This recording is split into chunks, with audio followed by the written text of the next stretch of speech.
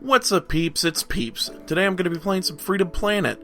It's a very, very good, I believe, crowdfunded Sonic the Hedgehog style game. I really like it. The music's great, the graphics are great, the gameplay is super great. It's kind of like a more deep version of Sonic almost. But I'm going to be playing a little bit. I've already played some, so I'm not going to, act like I haven't played it before.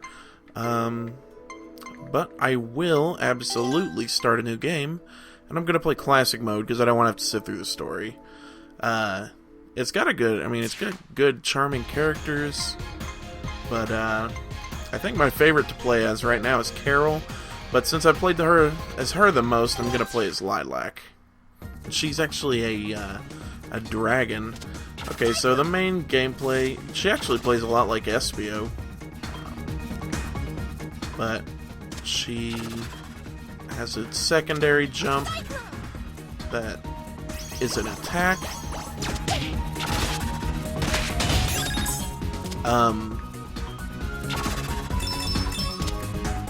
She's probably the easiest of all the characters to play as. I prefer Carol, who is a wildcat. Oh, darn it. She has this ability,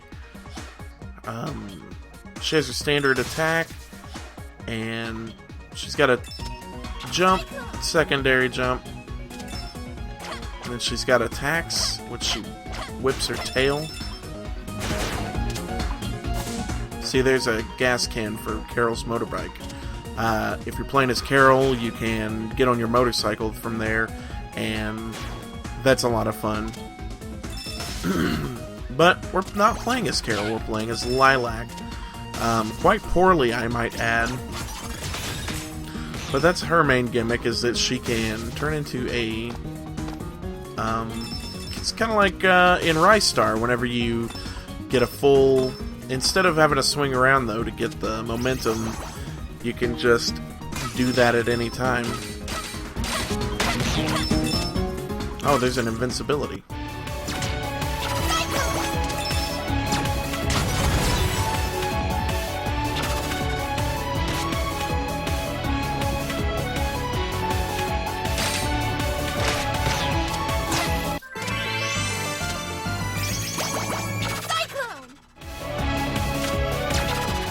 But yeah, so far it's been a really fun game. It gets pretty hard at some points. Particularly the bosses, because, having a health bar definitely changes the dynamic, and despite having a health bar, and that at least to me, that seems like it would make it easier, but actually it makes you rethink the way, because in Sonic, even if you have trouble with a hard boss, unless it's the last boss, or if it has a crushing attack or something, if you get hurt, you can always just reclaim your lost rings. Well, to an extent. But in this one, you have to take advantage of your invulnerability frames, any power-ups that happen to be lying around the level, stuff like that. I still haven't quite figured out what those are for. Those little, I'm wondering if maybe it has something to do with those elemental shields, which are very much in the vein of Sonic 3. The 3 shields you can get... Well, actually, there's more than 3, because there's also a metal shield. Oh yeah, and in addition to having a standard attack, you have a crouching low kick, and then like a rising upper attack.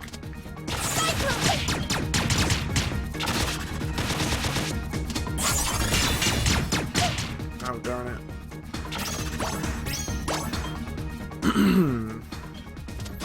But yeah, almost all the bosses are all very imaginative. Later on you fight a giant robotic praying mantis. And then just like that, giant spider. That's pretty cool. I don't know. It only had 4 legs, so I don't know if it counts as a spider, but it's spidery enough for myself.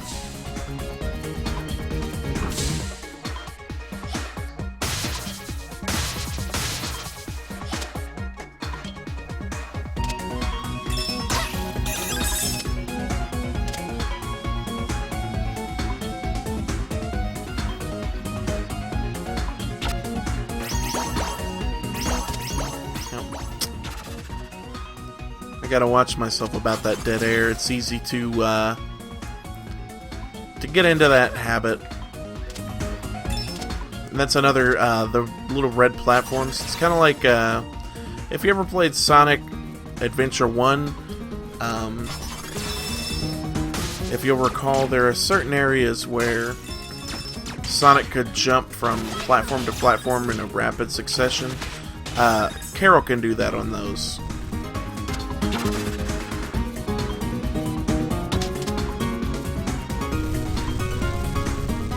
There are bosses you can defeat by dropping blocks such as that one on its head, but I suppose, you know, we'll cross that bridge once we get to it.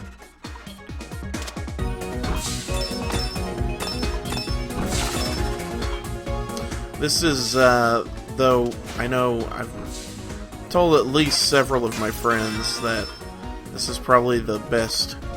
Okay, this shield, I don't know what it's called.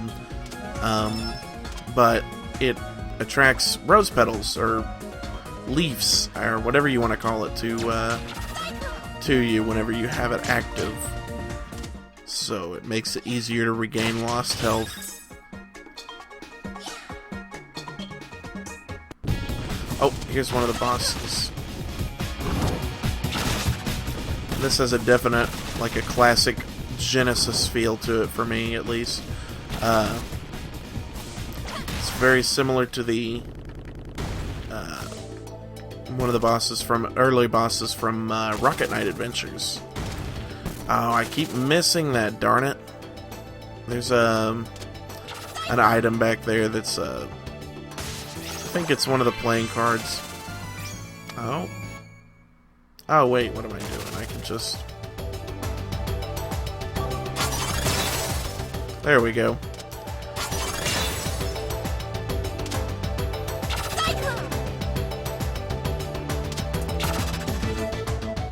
Is there seriously nothing up there?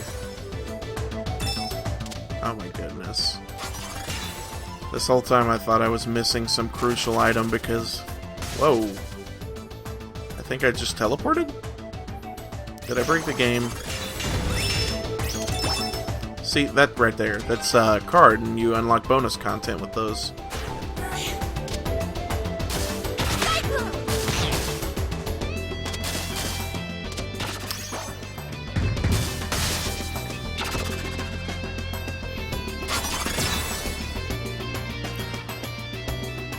And I really like the little touches in this too, like whenever she grabs onto the ladder, if she's moving fast enough, she swings around like she's trying to stop her forward momentum.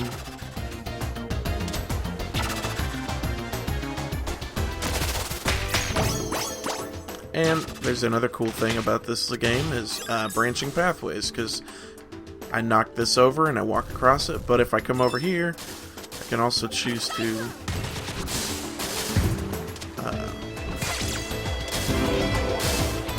okay, there's the blue shield, and the blue shield allows me to breathe underwater, much like the bubble shield from Sonic 3 and Knuckles. That will not be the last reference I make to this being similar to Sonic 3 and Knuckles, but that's extremely high praise because I honestly, I grew up, I never had my first Nintendo system was an N64, despite being, you know, now a huge Nintendo fanboy, but back in the day, all I had was a Genesis and an old PC, probably a 386. I don't know, like it was really bad. Like I remember my cousin Steve, who you've seen on, well, if you watch our YouTube channel, Whatever Nerd, he and my uncle one day brought me home a shareware copy of Doom, the original Doom for PC, and I ended up having to take it back because my computer just could not handle it. And it's like, man, you know, everything. Doom runs on everything. They've got Doom to run on a freaking printer before. And it's like, you know, that tells you exactly how slow my computer at the time was. Whenever, you know, it couldn't run Doom.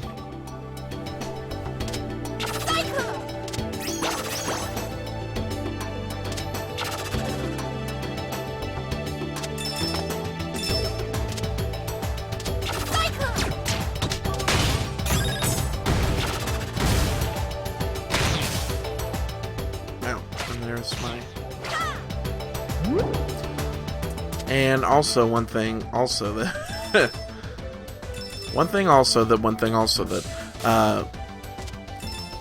is definitely more convenient at the very least than Classic Sonic is the idea of not having to wait around for bubbles to refill your air meter. You know,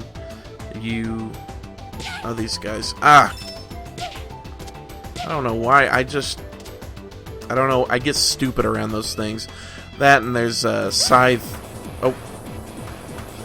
enemies in a couple later levels that.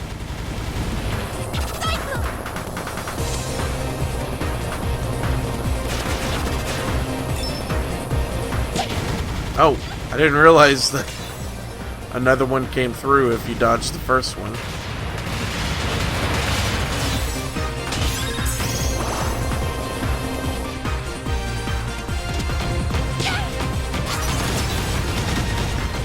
Oh, and if you couldn't tell, whenever you're dashing like that, you're invulnerable.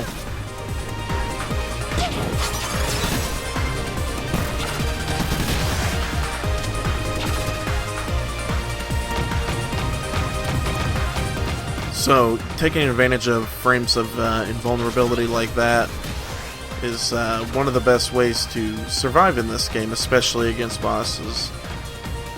Because I've only taken 2.5 leaves of damage now, and despite having, should have been hit long ago.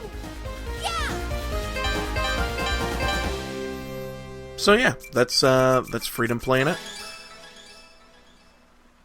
Like I said, it's an excellent game, and I've been enjoying it a lot. And whenever I get back, on my next video, we'll play through Relic Maze Stage 2. So thanks for watching. If you liked it, let me know. Tweet me. Give me a comment. Give me a like.